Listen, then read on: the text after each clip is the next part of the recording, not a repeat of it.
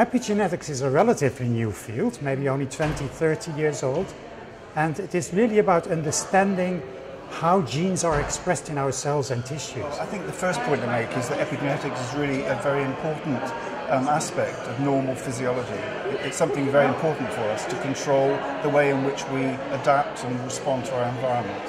So it's a normal process. It's becoming clear for many studies, particularly in animals, that this stable gene expression can actually become perturbed by external factors, environmental factors, but also things like diet, nutrition, and toxic components. Organisms can change the way in which they express their genes through an epigenetic process, and that can help an organism to survive. For example, a cold tolerance or response to living in heavily polluted areas. It can be beneficial.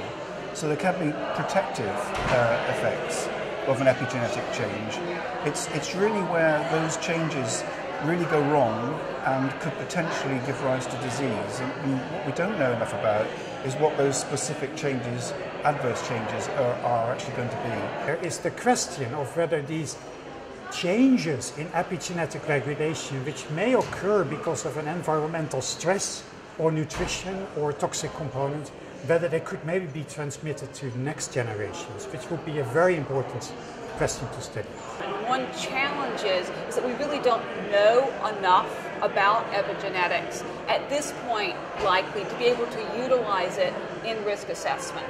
And so there's a lot more that needs to be known before we can use it to be able to identify a particular hazard. The current way that we analyze risk of particular hazards in food, will epigenetics add to that? And we don't know the answer to that yet.